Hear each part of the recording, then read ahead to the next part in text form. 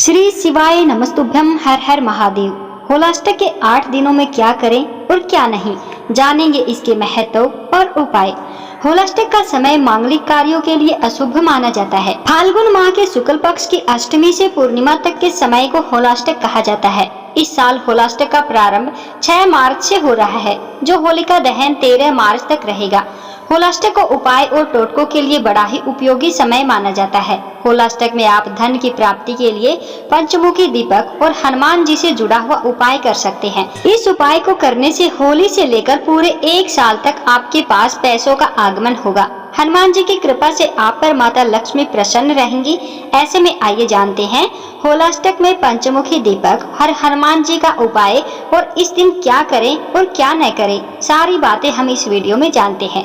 होलाष्टक हिंदू धर्म में एक महत्वपूर्ण पर्व है, जो विशेष रूप से होली के त्योहार से पहले 8 दिनों का समय होता है। यह समय आमतौर पर शुभ कार्यों के लिए नहीं माना जाता है और इस दौरान कुछ खास कामों से बचने की सलाह दी जाती है।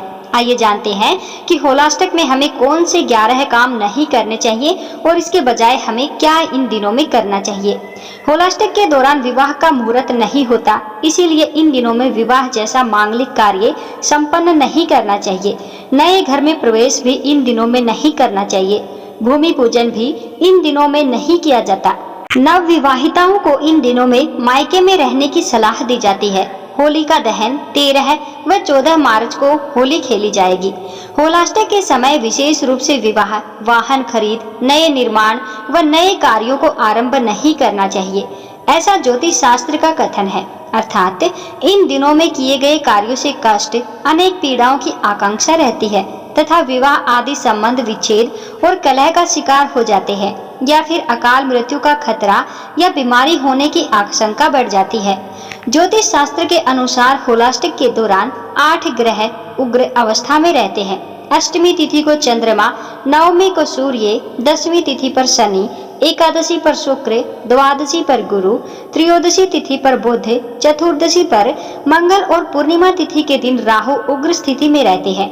होलाष्टक के दौरान शुभ और मांगलिक कार्य नहीं किए जाते हैं। माना जाता है कि होलाष्टक की अवधि में किए गए शुभ और मांगलिक कार्यों पर इन ग्रहों का बुरा असर पड़ता है, जिसका असर सभी राशियों के जीवन पर भी पड़ सकता है।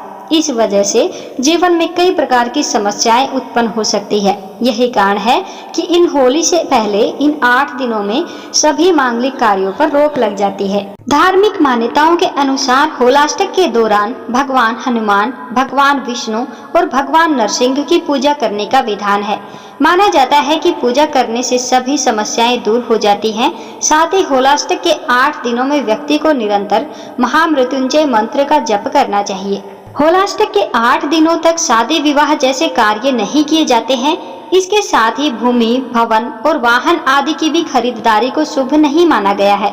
वहीं नव विवाहिताओं को इन दिनों में मायके में रहने की सलाह दी जाती है। हिंदू धर्म में 16 प्रकार के संस्कार बताए जाते हैं। इनमें से किसी भी संस्कार को संपन्न नहीं करना चाहिए।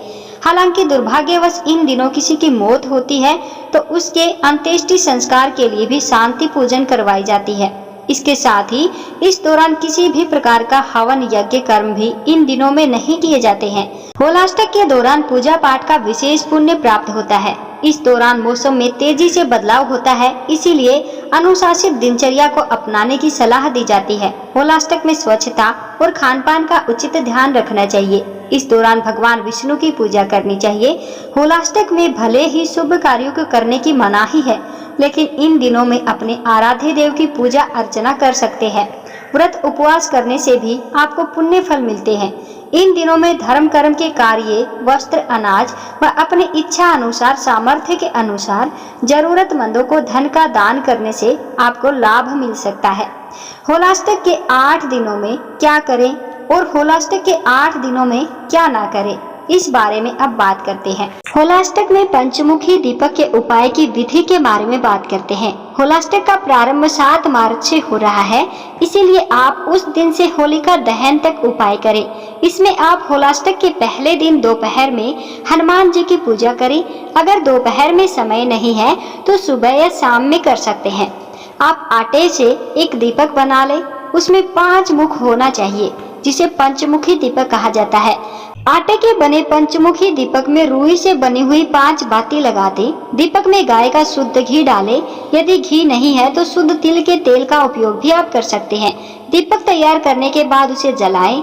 इस दीपक को आप सुबह, दोपहर, शाम या फिर कभी भी जला सकते हैं जब आपके पास समय हो। हनुमान जी की मूर्ति को स्थापित करें, उसकी प्रतिदिन पूजा करें।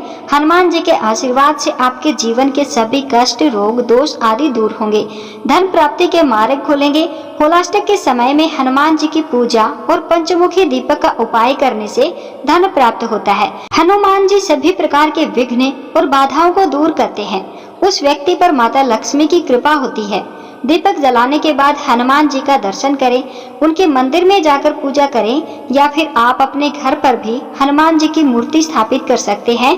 यह हनुमान जी की मूर्ति पंचमुखी होनी चाहिए तो और भी अच्छा होता है। उस पंचमुखी दीपक में 5 लौंग डालकर हनुमान जी के समक्ष रख दें। इसके बाद हनुमान जी के समक्ष आसन पर बैठकर पूजा करें। पूजा में आपको हनुमान चालीसा का पाठ करना है।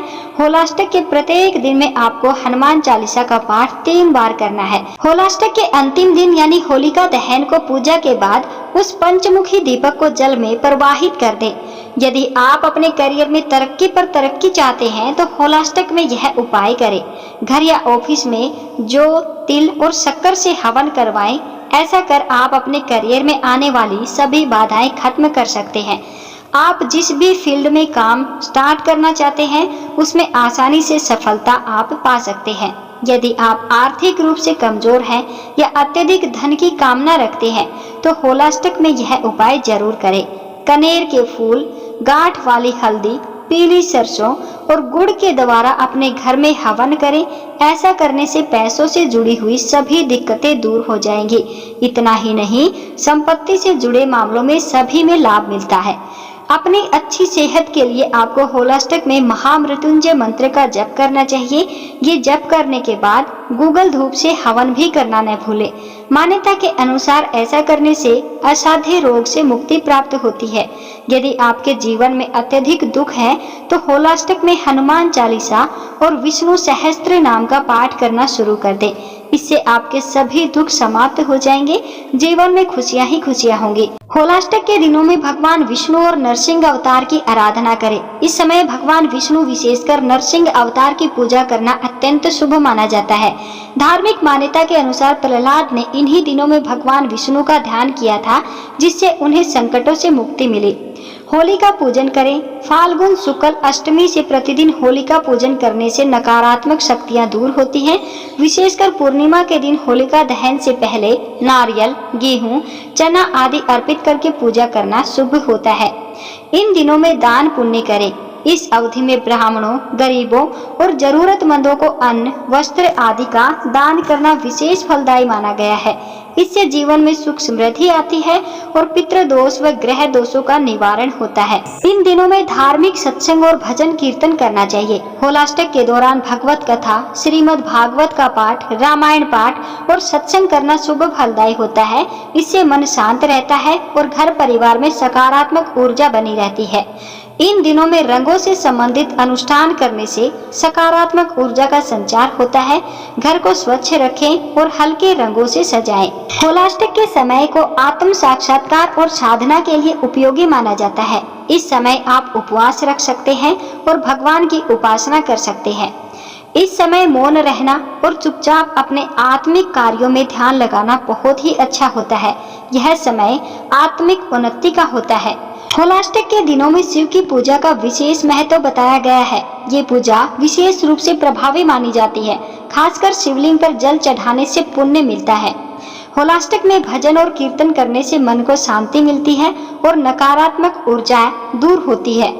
गाय को इन दिनों में कुछ न कुछ जरूर खिलाना चाहिए, जैसे कि गाय को घास या अन्य खाद्य सामग्री देना भी इन दिनों में बहुत ही शुभ माना जाता है।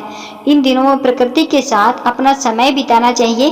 इस दौरान प्रकृति के साथ समय बिताने से मन को शांति मिलती है।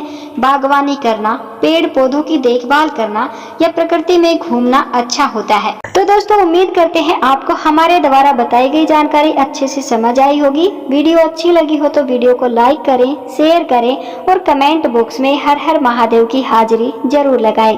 और इसी तरह हर रोज नई नई वीडियोस देखने के लिए हमारे चैनल को सब्सक्राइब जरूर करें।